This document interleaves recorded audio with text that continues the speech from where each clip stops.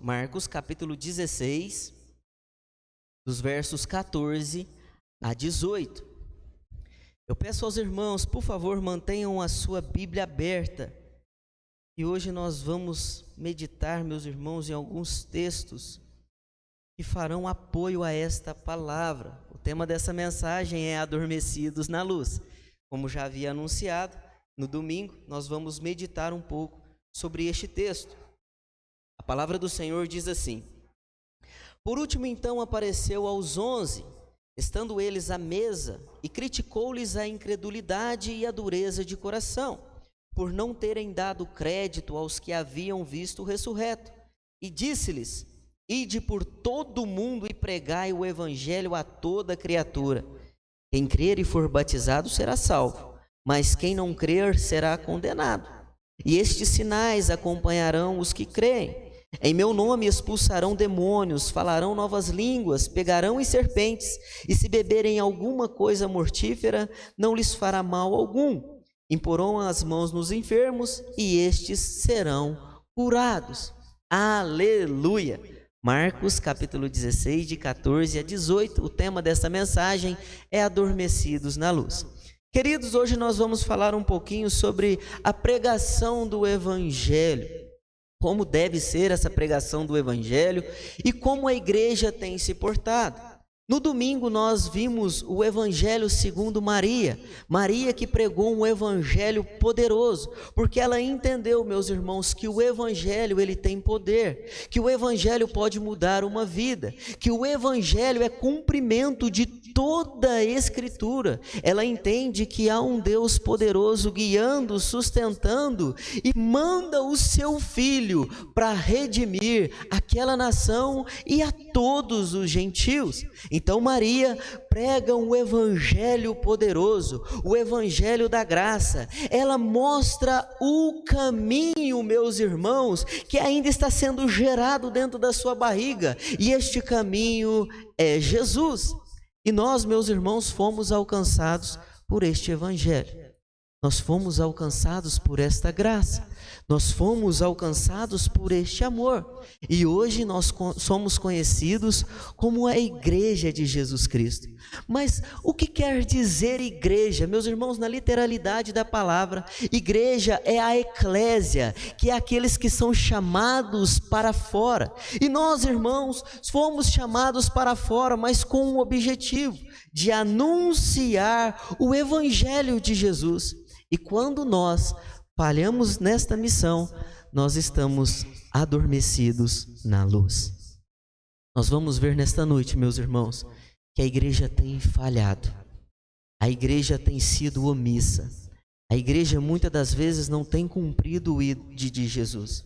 E Jesus aqui agora começa a dar as suas últimas recomendações a estes homens. Ele adverte esses homens, mas ele dá uma ordem específica, porque ele sabe que este evangelho chegaria até nós, meus irmãos, e eu quero que você se atente a isso. Mesmo em grandes dificuldades, pregue a palavra. Pastor, mas o mundo está incrédulo. Pregue a palavra. Mas o coração do povo está duro. Pregue a palavra. Pregue a palavra com sabedoria na sua casa. Pregue a palavra com sabedoria no seu trabalho. Pregue a palavra com sabedoria no seu círculo de amigo. Mas não deixe de pregar a palavra. Nós temos que pregar este evangelho, assim como Maria, meus irmãos, entendeu que este evangelho era poderoso, assim como ela viu que Deus cuidou do seu povo, nós também temos que fazer valer este evangelho nas nossas vidas e pregar a palavra. O texto apresenta alguns pontos, meus irmãos, que nós devemos colocá-lo em prática, e nos últimos dias há uma necessidade urgente para os salvos em Jesus Cristo. Mas o que nós temos visto é que muitas pessoas estão adormecidas na luz. E nós vamos ver isso nesse texto, meus irmãos, porque aconteceu com os discípulos. Em primeiro lugar, nós vamos ver que a incredulidade e a dureza de coração leva à dormência espiritual. Olha comigo para o verso 14. Por último, então apareceu aos 11. Estando eles à mesa, criticou-lhes a incredulidade e a dureza de coração, por não terem dado crédito aos quais haviam visto ressurreto. Meus irmãos, a cena que está passando aqui é uma cena muito complexa, porque estes homens viram Jesus condenar tanto a incredulidade quanto a dureza de coração. E Jesus agora chega e ele vai dizer: olha, vocês estão com incredulidade, o coração de vocês estão duros, porque vocês não acreditaram naquilo que eu já combati, que eu já preguei contra. Pastor, aonde você encontra isso na Bíblia? Volta comigo aí para Mateus, capítulo 20, dos versos 18 a 19. Olha aqui que Jesus vai dizer: estando subindo para Jerusalém, onde o Filho do Homem será entregue aos principais sacerdotes e aos escribas, e eles o condenarão à morte, e o entregarão aos gentios, para que zombem dele, o açoitem e o crucifiquem.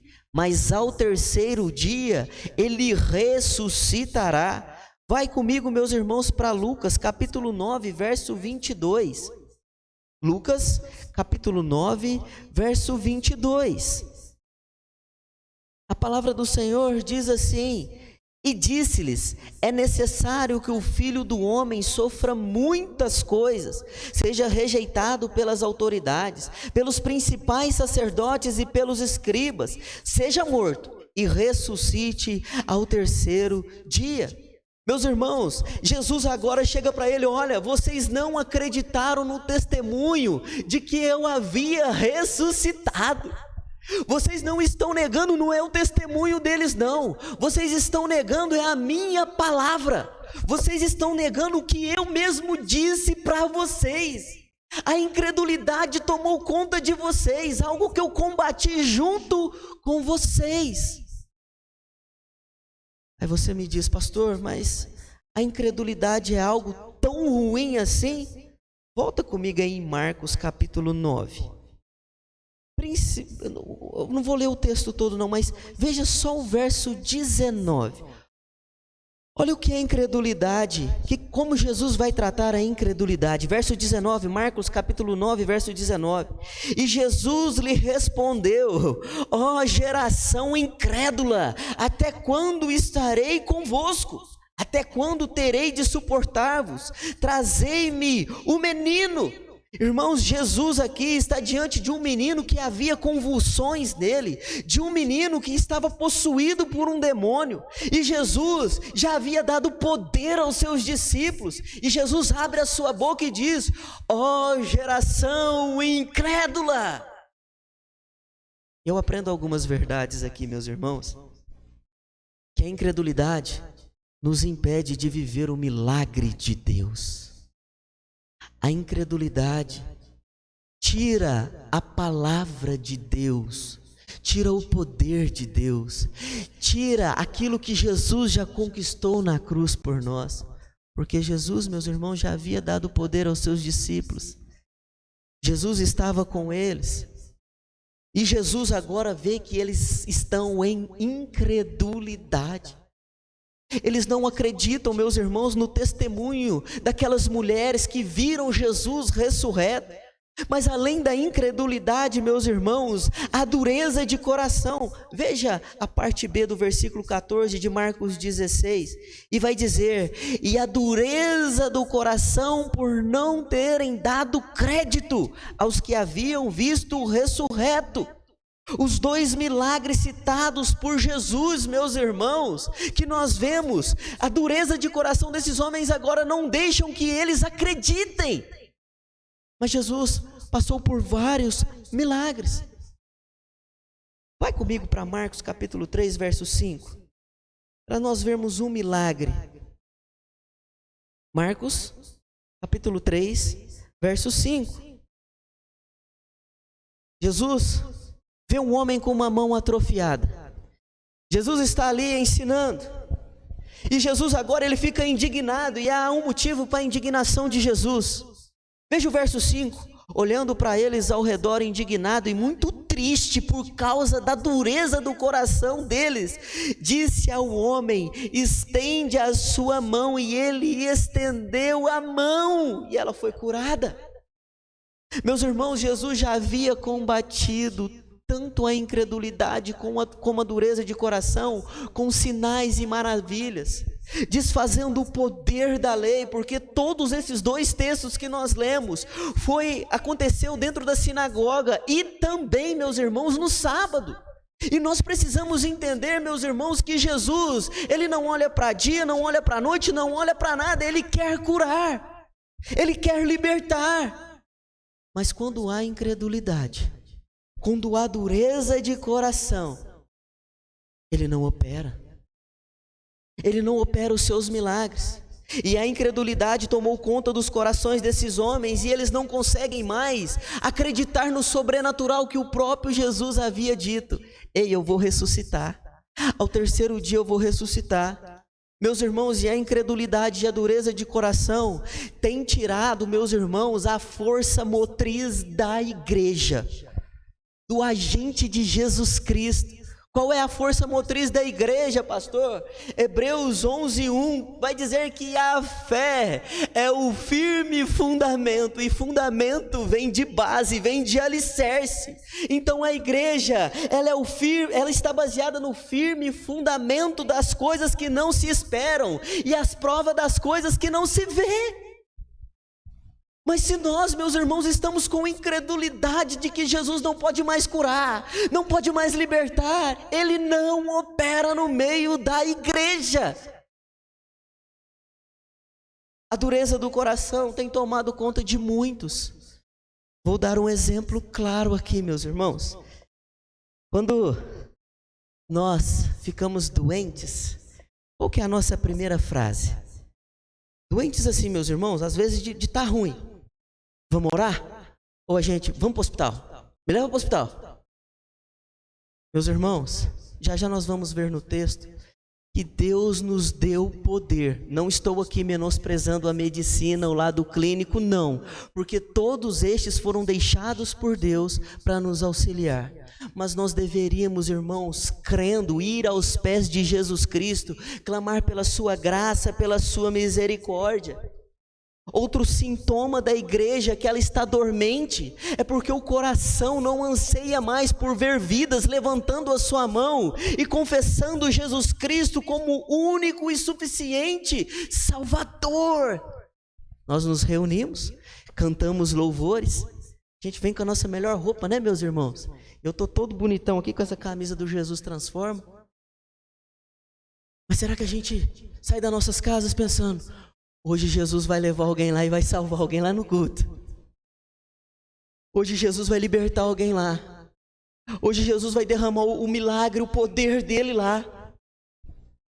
O nosso coração parou de queimar, meus irmãos, e nós estamos adormecidos na luz. Estamos num status muito bom. Eu já estou salvo, já tenho Jesus em minha vida. Deixamos de pregar, deixamos de falar, deixamos de anunciar este evangelho que é poderoso para curar, para libertar, para transformar vidas. E atente-se a algo: os discípulos, meus irmãos, eles fugiram quando Jesus foi preso. Eles estiveram ausentes no Calvário, exceto João, não tinha nenhum deles lá. Eles não compareceram perante Pilatos para reivindicar o corpo de Jesus. Sabe o que esses homens estão fazendo? Eles estão sendo omissos com o seu Salvador. E agora, olhando para o texto, eles estão incrédulos e com um coração duro. Talvez a igreja esteja da mesma forma. Quando é para defender o evangelho, nós falamos: o quê? Foi o que os discípulos fizeram, irmãos. Quando Jesus foi preso, eles, não ficou um. Quando Jesus está lá no madeiro, só está lá João, lá no pé da cruz lá. E às vezes, irmãos, nós estamos na mesma condição. Quando nós precisamos estar crucificados com Jesus, porque quando nós olhamos para Gálatas, nós vamos abrir a nossa boca e vamos dizer: já estou crucificado com Cristo, e vivo, não mais eu, mas Cristo vive em mim. Mentira! Nós não dizemos não ao pecado, Nós não dizemos não às coisas fáceis, nós omitimos o evangelho na vida de quem precisa, estamos adormecidos na luz. Estes homens estão dando a prova de omissão. Por quê? Porque a incredulidade tomou conta deles, a dureza de coração tomou conta deles, e o resultado é somente omissão. E a igreja de Jesus, no ano de 2021, tem sido omissa. Meus irmãos, com muita tristeza recebo alguns vídeos de alguns que se dizem pastores, pregando tudo, menos a palavra. Cantando sobre tudo, menos sobre a palavra. Dizendo que ama Jesus, mas não prova nas redes sociais. Passam mais tempo produzindo conteúdo para que tenham fama do que para que tenham pessoas transformadas pelo evangelho.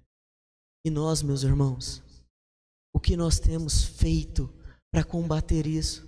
Será que nós estamos igual aos discípulos, fugindo quando Jesus é preso? No Calvário nós não queremos estar com ele? Ou nós não vamos nem perante Pilatos reivindicar o seu corpo? Meus irmãos, quando eu estava estudando esse texto, eu comecei a pensar, é muita trairagem, não é não? Jesus chama um homem simples, tira daquela vida, opera todos os milagres possíveis, e agora estes homens estão virando as costas para o autor e consumador, para aquele que pode redimir. Mas Jesus vem com a palavra certinha. Ele vai dizer: e criticou-lhes a incredulidade.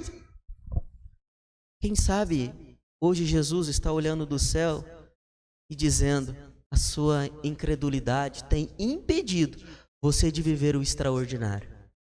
A sua dureza de coração tem impedido você de viver o melhor desta vida.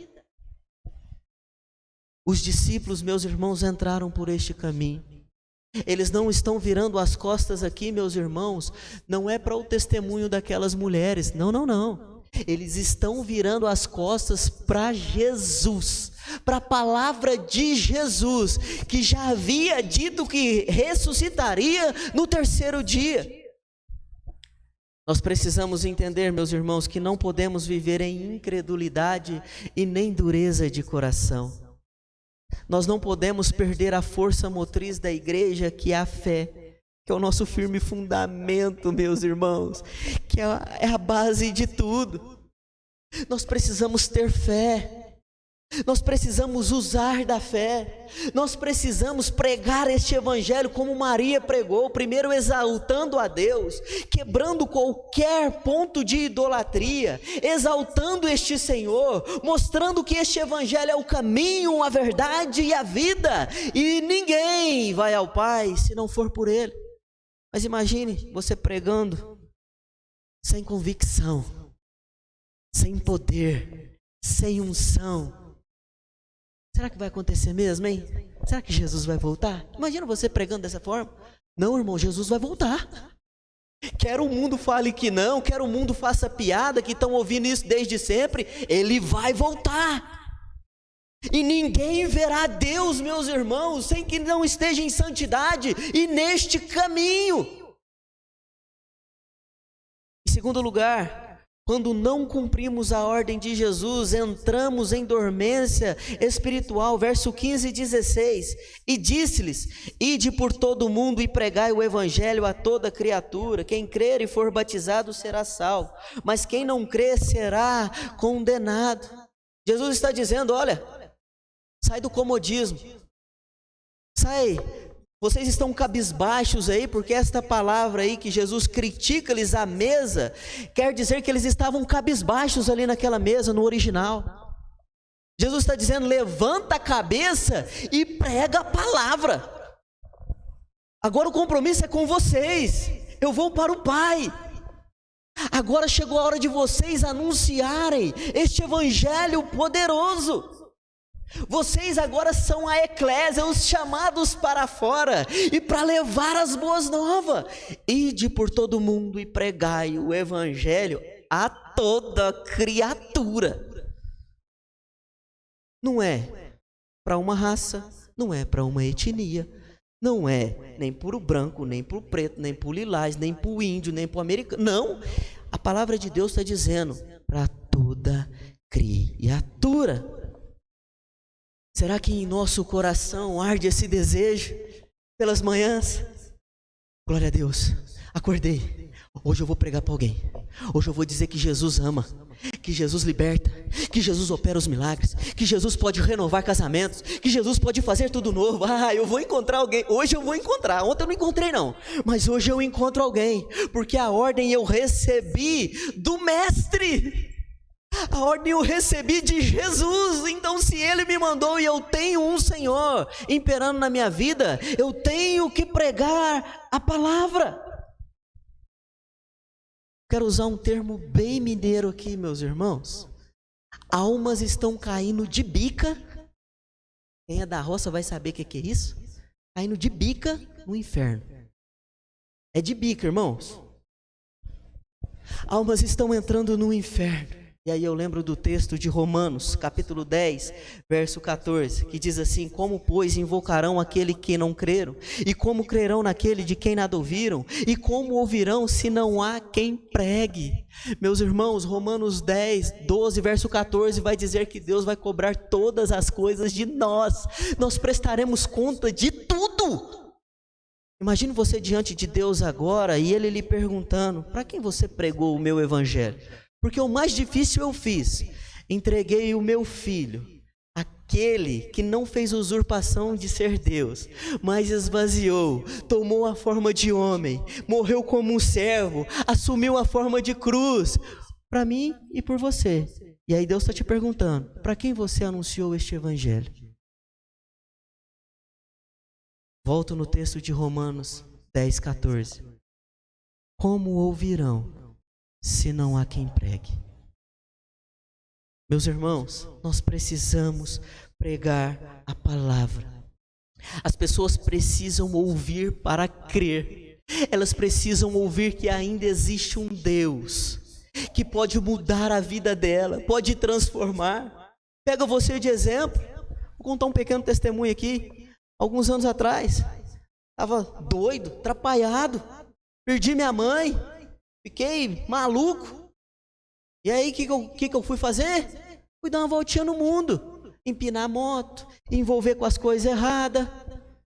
Quando eu via que já não tinha mais solução, havia um que estava me estendendo a mão e foi Jesus. Aí eu mostro sabe aquela fotinha que eu já mostrei para os irmãos aqui? Deu de boné para trás, aqui esse short mais esquisito, todo colorido. Eu mostro para a pessoa aqui, ó, esse aqui era eu. Aí a pessoa fala: vixe, só Jesus na causa. Aí eu falo: é só Jesus na causa. Use o seu exemplo de transformação e diga para as pessoas: olha, eu mentia, roubava, adulterava, traía, fazia um monte de coisa, mas Jesus me libertou e é só nele que eu posso te contar que este evangelho muda vidas. Pregue a palavra, irmãos. É uma ordem do próprio Jesus e a igreja adormeceu no ide. A igreja entrou num estágio de mornidão. Eu não preciso pregar, eu não preciso falar. Algumas teologias por aí: os que são salvos vão vir. Para com isso.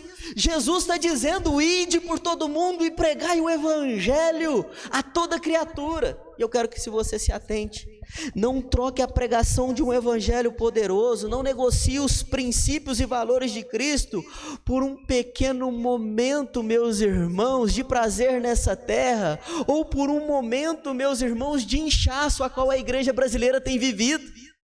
Há inchaço, mas não há transformação de vida. As pessoas começam a se aglomerar em templos, mas quando você prega uma palavra como essa, ou que condena o pecado, espirra todo mundo.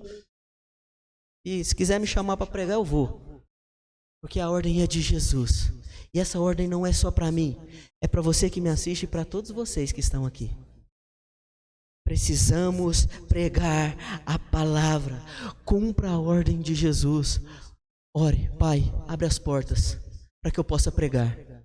As pessoas estão incrédulas? Estão. As pessoas estão com o coração duro? Estão. Mas o Senhor me deu uma ordem para pregar o evangelho de salvação para os meus amigos, para os meus vizinhos. Já pensou, meus irmãos, naquele grande dia, você vendo o pai, a mãe, ouvir da parte do nosso Deus: afastai-vos de mim, vós que praticais a iniquidade. E você lá do lado de Cristo. Não sei se esse sentimento vai nos permear a mente, mas imagine, eu poderia ter orado mais. Eu poderia ter falado mais. Eu poderia ter amado o perdido muito mais, para que ele não passasse a eternidade longe de Jesus. Pregue a palavra. Cumpra, meus irmãos, o ID de Jesus Cristo. Em terceiro e último lugar, o maior sintoma que estamos adormecidos na luz é que quando nós não utilizamos o poder de Jesus Cristo, a sociedade não vê. É isso, pastor? Onde você está vendo isso no texto? Verso 17 e 18. E estes sinais acompanharão aos que creem, e em meu nome expulsarão demônios, falarão novas línguas, pegarão em serpentes, e se beberem alguma coisa mortífera, não lhes fará mal algum. Imporão as mãos aos enfermos, e estes serão curados. A pregação do evangelho nos leva a experimentar o poder advindo de Jesus Cristo, porque ele está dizendo: olha, vai, prega, aquele que crê e foi batizado será salvo. Mas há uma condicional: se vocês estão pregando, os sinais vão acompanhar vocês.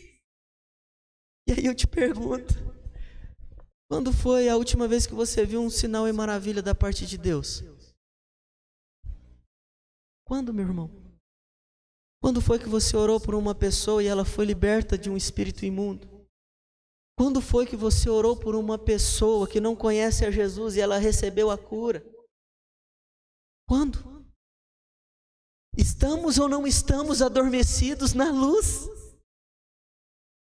Entramos ou não entramos pelo caminho dos discípulos de incredulidade e dureza de coração? Mas sabe o que acontece? Como vamos viver os sinais da parte de Deus se não pregamos, se não cumprimos a ordem de Jesus? Irmãos, esses sinais são para hoje. O cessacionista vai dizer: olha, foi para a época dos discípulos. Negativo, isso é uma mentira, porque a palavra está dizendo que os sinais seguirão os que creem. Então é para hoje. Eu quero desafiar a você sair dessa dormência espiritual, para que você também seja usado para ministrar cura através de Jesus na vida das pessoas. Você orar e uma pessoa ser curada, a pessoa ser liberta de um espírito imundo, porque acontece. Se você não acredita, eu não posso fazer nada, mas é a palavra de Deus que diz: saia da dormência espiritual. Viva os sinais e maravilhas. Viva o extraordinário de Deus. Quando nós pregamos, barreiras espirituais são quebradas. Irmãos, só há uma forma de destronar Satanás: pregando a palavra. Não adianta showzinho, não adianta evento, não adianta pintar a igreja de preto, não adianta soltar fumaça, não. Para destronar as barreiras de Satanás, meus irmãos, é só pregando a palavra. Eu não sei os irmãos, mas eu não gosto de perder em nada. Os meninos foram brincar lá em casa esses dias, o jogo do Uno. Por fim eu tive que parar. Eu vi que eu ia perder, eu falei: o quê? Mas por que eu estou citando isso, meus irmãos? Eu não gosto de perder em coisas que me alegram, principalmente perder para o diabo. Eu quero ver o reino de Deus sendo expandido. Eu quero ver pessoas sendo transformadas e vivenciando este evangelho. Pessoas sendo renovadas por este evangelho. Pessoas sendo transformadas por este evangelho. E isso só acontece, meus irmãos, o trono de Satanás só cai quando nós pregamos a palavra, o evangelho de Jesus Cristo. Quando nós pregamos, pessoas são libertas. Quando nós pregamos, pessoas são curadas. Quando nós pregamos, vidas são abençoadas. Meus irmãos, imagine uma pessoa, igual aquele homem de Gadara, estava há quantos anos ali? Ele agora é liberto, Jesus expulsa aquela entidade, aquele homem volta à sua normalidade. Aquele homem, meus irmãos, ele foi abençoado pelo próprio Jesus. E pessoas podem também ser abençoadas através de nós, com a pregação do Evangelho, com a pregação fiel da palavra. Pessoas podem ser abençoadas. A dormência espiritual tem vários meios, meus irmãos, de entrar na igreja. A começar por uma fofoquinha, um probleminha, ou às vezes começa a ser plantado a incredulidade no nosso meio. Será que Jesus opera mesmo? Será que Jesus faz um cego enxergar? Faz um coxo andar? Será que Jesus tira câncer das pessoas? Será? Será que Jesus pode trazer à vida o morto? E aí a gente começa com o será. Será? Isso vai entrando para o nosso coração e vai virando uma dureza. Acho que Jesus não opera. Eu já cansei de orar. Pronto. Virou uma dureza de coração e nós não vivemos mais o extraordinário de Deus. Mas o texto, meus irmãos, ele não finaliza com algo tão triste, tão ruim, com a característica que os discípulos puxaram para si. Quando Jesus chama a atenção daqueles homens, dá uma injeção de ânimo naqueles homens, igual eu estou dando nos irmãos essa noite. Estes homens, olha para o verso 20 do capítulo 16. Então, saindo os discípulos, pregaram por toda parte, e o Senhor cooperava com eles, confirmando a palavra com sinais que os acompanhavam. Estes homens entenderam realmente a palavra. Nós podemos crer na palavra dele. Realmente ele nos deu poder, nos deu uma ordem, então vamos pregar a palavra. E eles saem pregando, cumprindo o ID de Jesus Cristo. E o próprio Jesus cooperava com eles, mandando sinais e maravilhas. Irmãos, como eu anseio por voltar a ver os grandes sinais e maravilhas do nosso Deus. Mas há uma condicional: nós precisamos pregar a palavra. Se nós não pregamos a palavra, se nós não pregamos o Evangelho, never de sinais. Se nós não proclamamos Jesus, se nós não dizemos que Ele é bom, que Ele transforma, que Ele renova, os sinais não vão acontecer. Porque os sinais só acontecem, meus irmãos, quando nós cremos e pregamos o Evangelho de Jesus Cristo. Talvez você tenha vivido dias de incredulidade e dureza de coração, mas através da palavra do Senhor, que é fiel, eu te garanto que você pode mudar a sua vida. Basta que você clame a Jesus nessa noite, pedindo que Ele tire a incredulidade.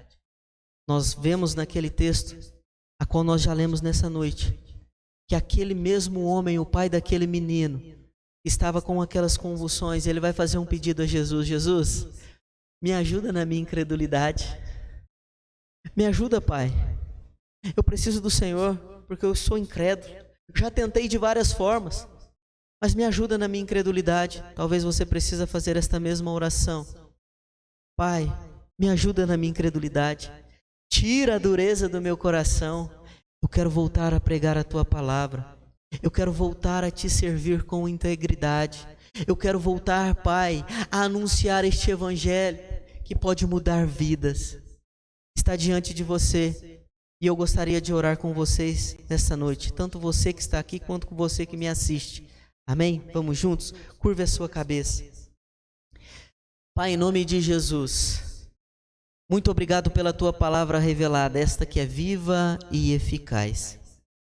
Papai, nós queremos pedir, Pai, aviva a Tua obra no meio dos anos. Não nos deixe, Senhor meu Deus, adormecidos, Pai, enquanto estamos em guerra contra as forças satânicas. Pai, nós queremos pregar a Tua palavra com fidelidade. Nós queremos, Pai, ver os Teus sinais, Senhor meu Deus, sendo revelados no nosso meio, Pai. Então nos ajuda.